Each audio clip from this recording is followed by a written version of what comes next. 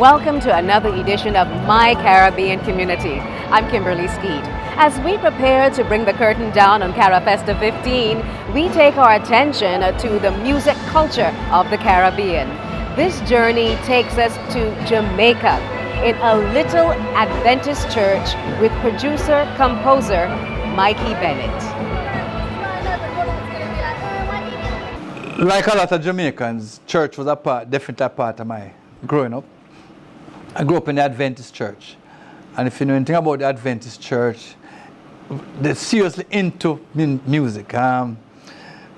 We had some so-called examples, King Herald. So all Adventist groups try to pattern these harmonies based on these white guys out of America. But from time to time, we had this almost inter-church, almost competition for who have the best group. So male groups was a popular thing in Adventist church. So I learned harmony there and stuff. But I went to Kingston College and surrounded by a lot of musicians. And I lived in an area called Vineyard Town, which lots of bands, lots of sound. So music was the soundtrack for real life, popular music. So I grew up in love with music. And even the music the church was discouraging us from getting into. We found it very attractive. We used to save and buy 45s, whatever the popular 45 was. But sometimes it took three of us putting money together to buy, because it was lunch money, buy a single or two. And then we would take turns whose house it stayed at, But it was on the same road, so, and we were in each other's house almost every day. So we listened, because radio didn't play a lot of it. So we listened, we played the songs until they really almost burnt out. Because I grew up in the early 70s, we were fans of the Motown, and home. So a lot of the role models we had as a group was like the Temptations. Stevie Wonder was my hero. Paul Simon as a songwriter and thing. So you grew up there. But then in Jamaica, it was a time when Soul Train was on television. So we kind of adopted some heroes from out of North America, sadly. And later on that changed. But how did a young Mikey get his hands on secular music? Well, we had to do it quietly. No, but like most teenagers, you started buying your records here and there. And my family I grew up with a lot of aunts and uncles in a family home. And they loved music.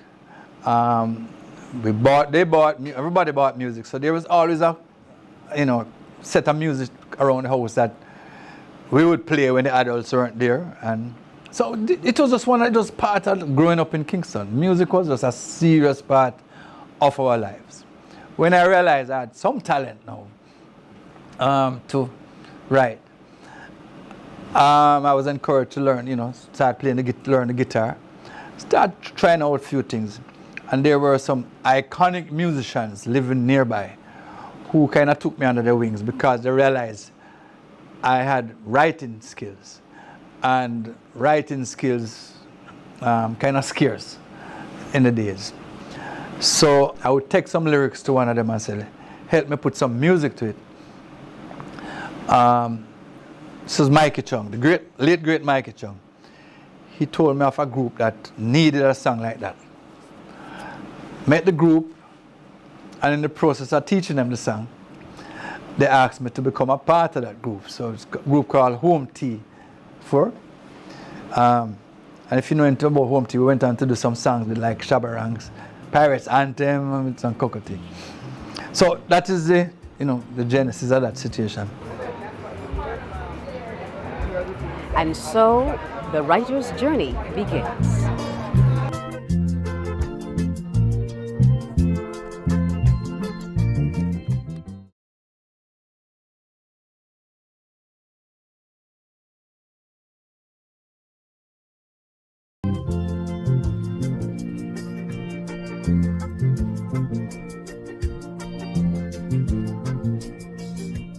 Mikey delves into the intricacies of writing and how he springboarded into his profession. I'm a songwriter producer. So I entered the business as a writer. Became more and more confident. I had a group called Home Tea, and I used to be in charge of the rehearsal. So I was kind of comfortable with music, chords and stuff. Then when I got into the studio now to have my songs recorded, because when we started music, I started as a hobby. I had a good job. Members of the group had good jobs. So we were just doing music, so we financed a lot of it. So we'd rent studio time and stuff. Then we did an album, Sly and Robbie produced Home Tea for, and that brought some attention. The attention came actually from England through David Rodigan, the popular broadcaster, who called a friend of mine, Gussie Clark, who is a big producer, to suggest that he got me to write some songs for a Dennis Brown album he was planning to do. Now, as a young writer, or any musician in Jamaica who hears the name Dennis Brown, it becomes very special. So that moment was very special to me. So he called and said, listen, I hear you are the person to write some songs for Dennis Brown. What do you think? I said, what I think? Yes. And I just started writing a lot of songs. So by the time Dennis Brown came to Jamaica, we had quite a few songs ready for him. And that built up my confidence, built up stuff. I mean, I was still doing other stuff. In the meantime, I'd working with Telephone Love with J.C. Lodge, which one of the songs that kind of launched my career. And it just grew from there and there. I mean, you don't get better and bigger than Dennis Brown in Jamaica, even with a Maxi Priest. So later on I was asked, after I did a lot of work with Shabba Ranks. I did an album with Shabba. So when Shabba got signed to Columbia, I got a call one day from the A&R manager to say, listen, we need a hit, and we hear you're the person for Maxi Priest and Shabba. So went up to New York and wrote House Call, which became a big hit in America. So it was my first American, R&B charts hit. And how the ecosystem works, once you get one of that, you get an opportunity to get more. So later on we had a success with Shabba Ranks and a song called Mr. Loverman and Chevelle Franklin, which kind of just sealed my situation. Publishers came calling, record companies kept calling, and then more importantly, reggae dancehall seemed like a lucrative outcome. So a lot of record companies started to get their whatever groups they were doing to try and include a reggae song on the album. And I got a lot of these kids coming down. And I was able to use some, musicians from here. Nicholas Brankov came up a serious part of my studio situation. Chris Harmon and I worked on a song with LL Cool J. So it started. But my relationship with Barbados started 30 odd years ago. Went to this show and heard this great band playing reggae. And this great singer. I said, who that? Band called Signature. Lead singer called John King. And I mentioned to somebody, listen, I'd love to work with this singer. Your Prime Minister was then the manager of Signature. The next day I got a call from her. Heard about you, I read up on you, and heard you like my group. I said, yes. Would you be willing to come to Barbados and write some songs? I said, yes. That was my first trip to Barbados. And I've been back almost, if not every year, every other year since that, to work with. So Nicholas Branca and myself became real friends. He came to Jamaica and spent a couple months with me. Chris, so I was back and forth between Signature, John King and stuff, David Curtin. And, while all the things was taking place, Sister Mia Motley was, earning her wings, moving from one thing to the next. And we've been friends ever since. It's like my other sister. So I've had this love in my heart for Barbados from them time. Been a friend of the NCF, understand the mission that they're on, and I'm really proud of the mission. And it's a mission that will definitely impact the Caribbean very positively. Barbados is now one of the entertainment centers of the Caribbean in terms of live shows and stuff. And the music have such fabulous musicians here. And one of the things that I hope to do is just reintroduce them to Jamaica in a way. Since Jamaica has earned more notoriety in the recording industry in overseas. And see if we can, there's a success leave to lose. So whatever I can impart. So I'm here now doing a songwriters workshop. Because songwriting is where it's at. So with all of the nice talk about this and that, it all comes down to the song. That 4 lines that people hear that they say, yes, I would like that song. I want to share that experience. The Bajan-Jamaican link now established, what other journeys helped to shape the internationally acclaimed Mikey Bennett?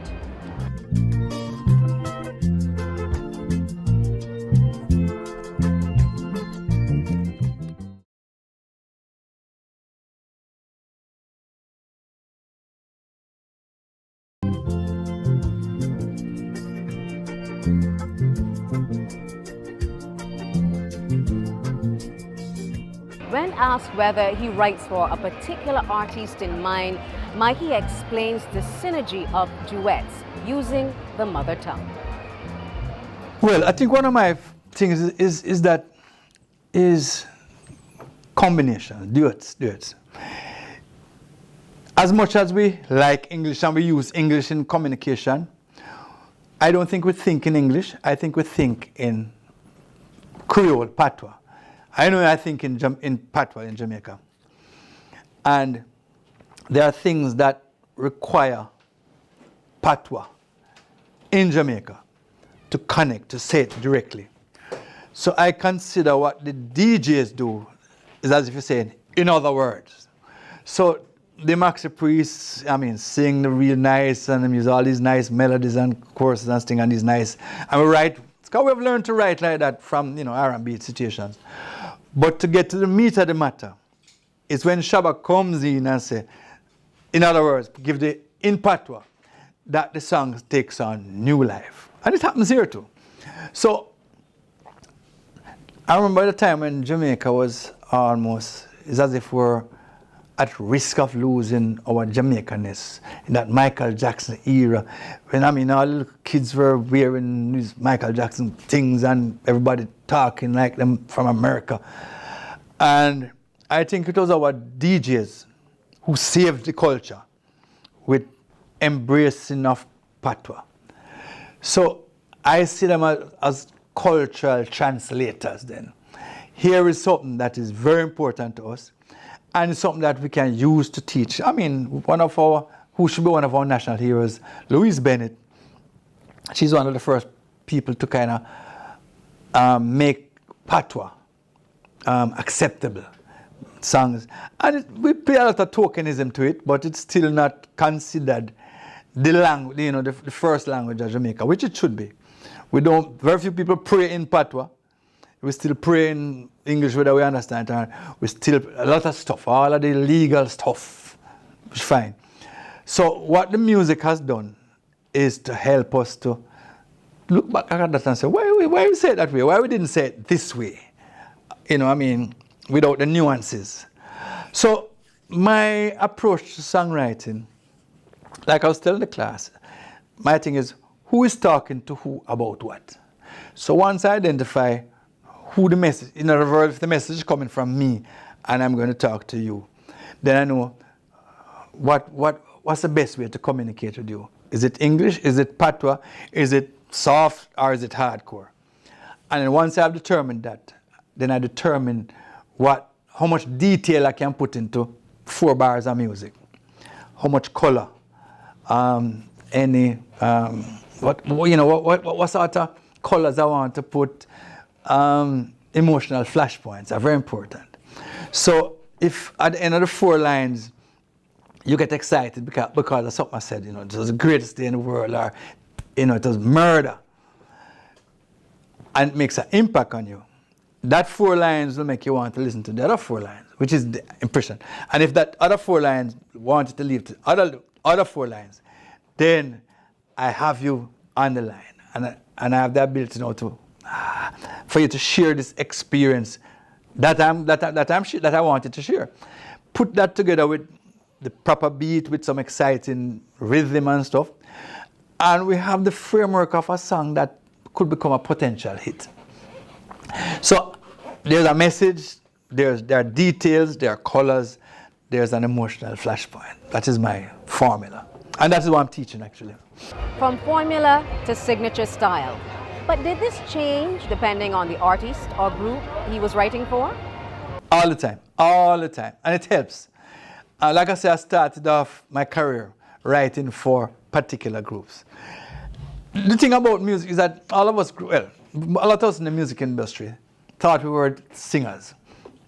And I grew up thinking I was a singer until I heard a real singer sing one of my songs and say, I'm not subjecting my song to my voice anymore. So I have that. I mean, one of the things, the temptation when you're young to write for a singer is that to write something that sounds like their last hit.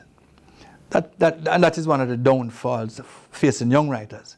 Luckily, I was working with a producer who allowed me to express. So when I was writing a song for first song for Dennis Brown, I didn't want it to sound like anything Dennis Brown had ever written. And it caused a little problem in the studio because he was trying to twist the melody a certain way, and I insisted no. And he didn't know me. I mean, I know who he was. And there was a little pause that tested me. Say, okay, wonder if I don't want to make the great Dennis Brown mad. But the producer said, insist on it. I insist on the melody that I wanted because I knew it was going to lead to another place. Anyway, he did it, and when he finished it, he came around and said, I'm glad you insisted that I did it because I hear what you're trying to do. And immediately, we developed a chemistry which was crucial for future. In other words, we got this trusting, and that is a crucial thing as a young producer, to establish that trust between yourself and an icon like a Dennis Brown. So, okay. So I'd suggest things later on. I would sing something and I would say, one more time. And at first he would say, really? Till I say, okay, yeah. So in other words, we establish trust. And no, if Dennis Brown trusts me, I'm not taking no rubbish from the little artist in it again. So in other words, Dennis Brown trusts me. The rest of you, all right. So I took on this approach. Listen, I'm not leaving the studio till I am happy. If you say it's all right for you, I want it one more time. That one is for me. And after a while, people kind of got it, till the trust, like I say, it's about the trust factor. And once people realize that, well, I heard what you did with so-and-so, I said, well, that person trusted me, and this is one of the reasons why that came out like this. So, but after a while, you learn how to navigate all of the doubts and things. What have we learned here? Trust the producer. Trust the process.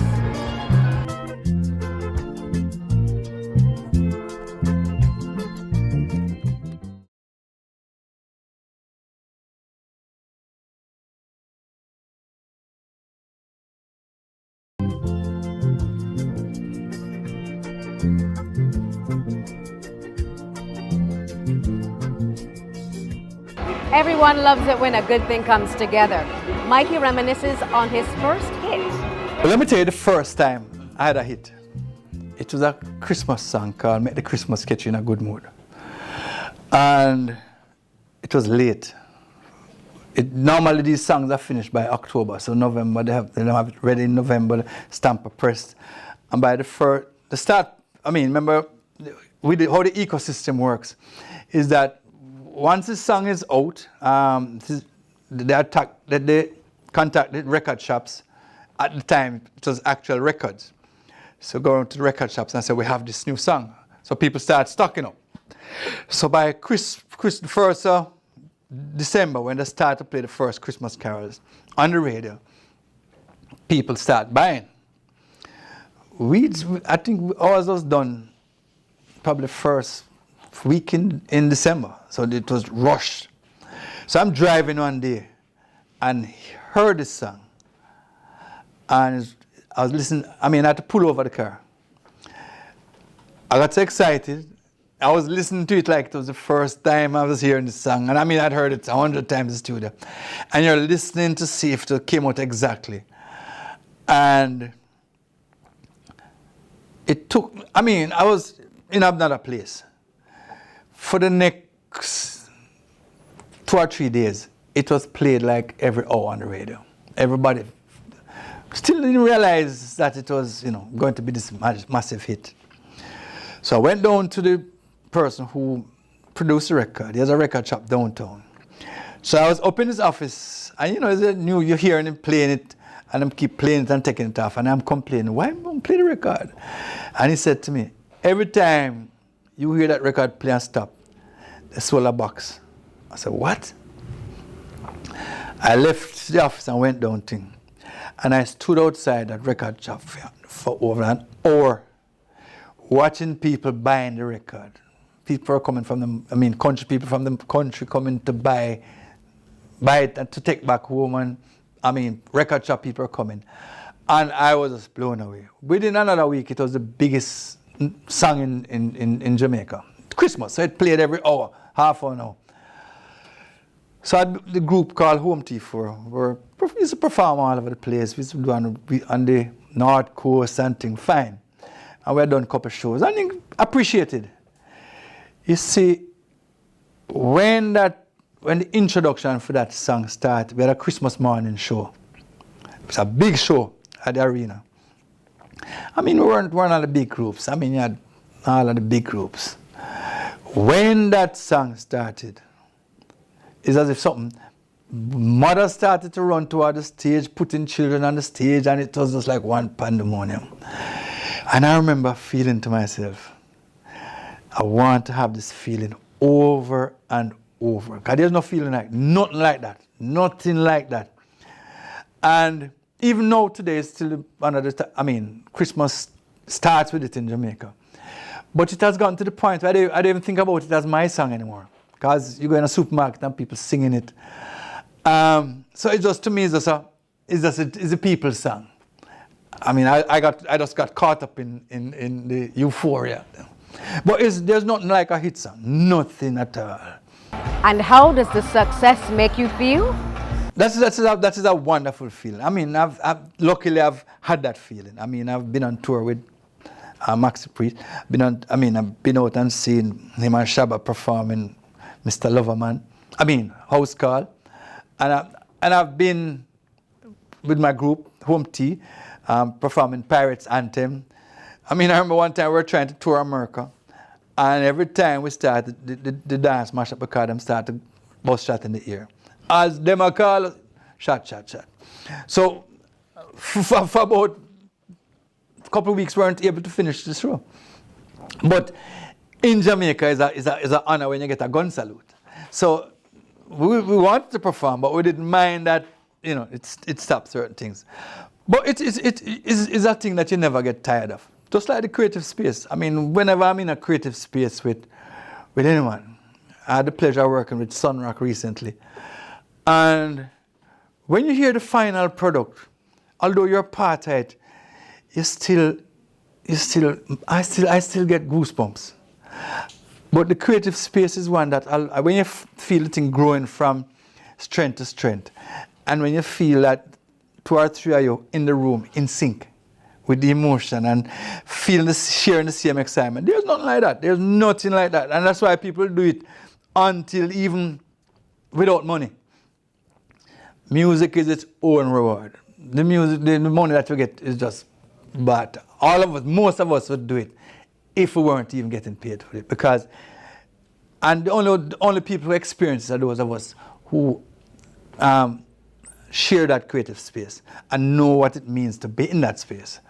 You're in a creative space yourself, so I know what you mean when you finish that edit and it looks the way you want it, or even better, and you see it on television and you say, yes, it was worth all of the waiting and the traffic jams and things. That's the same way we feel. Because, like I say, the creative process is not always straightforward or easy, but the rewards are just endless. And there are some things that only those of us who in it know. So no matter how people say, boy, they don't know. And I love that secret. I love the fact that they don't know. They say, yeah, boy, they don't know. And I'm happy for that.